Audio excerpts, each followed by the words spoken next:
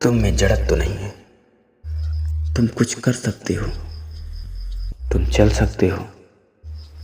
अपने अंधकार के पर्दों को हटाकर उस भीतरी प्रकाश से लोगों को जला सकते हो। तुम अमूल्य हो। तुम कभी बुरे न थे, बुराई ने तुम्हें बुरा बना रखा है। कोई वस्तु बुरी नहीं होती, कोई भी भौतिक वस्तु। हाँ, उसमें बुराई का समावेशन जरूर हो सकता है।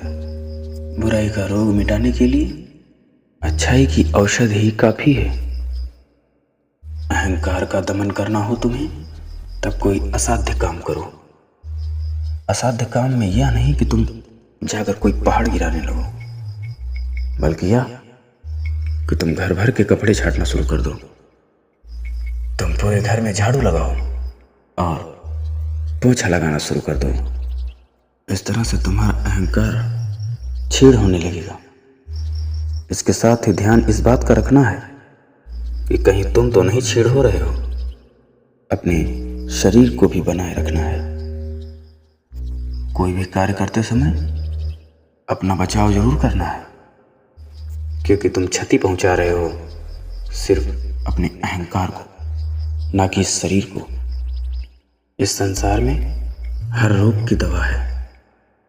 कोई भी रोग बिना दवा के नहीं। तुम्हारा अहंकार जब छीड़ होगा, तब धीरे धीरे तुम में अन्य बुराइयां भी समाप्त होने लगेंगी, क्योंकि अहंकार मूल है तमाम बुराइयों का। जिस शरीर में अहंकार अपनी पैठ जमा लेता है, वह नए नए रूप लेकर उभरता रहता है। कभी वह क्रोध में तब्दील हो जाता है, कभी वह स्वार्थ में। आखिर अहंकार किस चीज का करते हो? तुम्हारी भौतिक वस्तुएं तुमसे हैं, तुम उनसे नहीं हो। और तुम इस शरीर से हो, और यह शरीर भी तुम्हारा नहीं है। फिर अहंकार किसका?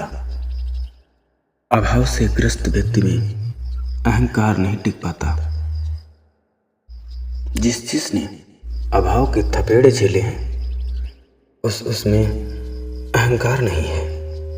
अहंकार घटकर शून्यता के करीब है। बचा तो उनमें मात्र स्वाभिमान है। अहंकार, लोभ, मोह, यह सब स्वार्थ में तब्दील हो जाते हैं। और स्वार्थी जीवन भला कब किसी दूसरे को सुख पहुंचाएगा? परमार्थ नाम की तो बात ही नहीं। परमार्थ भाव तो उसमें जन्म ही नहीं लेता, और यह सब बेकार लगता है। जो करुणा से भर गया, परमार्थ तो उसमें फूटता है। भगवान महात्मा बुद्ध,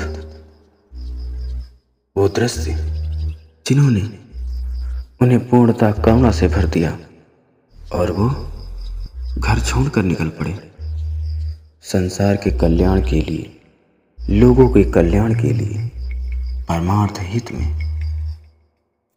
करुणा बहुत बड़ी चीज है। जिसमें भी करुणा का जन्म एक बार हो जाए, फिर वह बुद्ध बन जाए।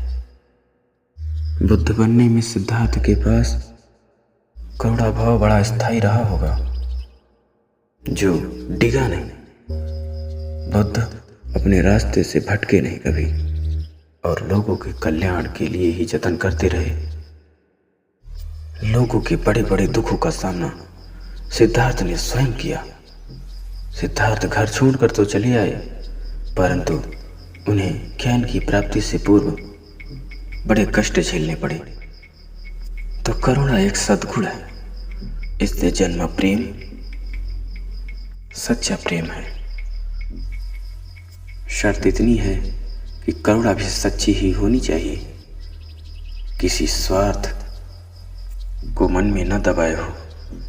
वह सच्ची करुणा सच्चे प्रेम का आधार होती है।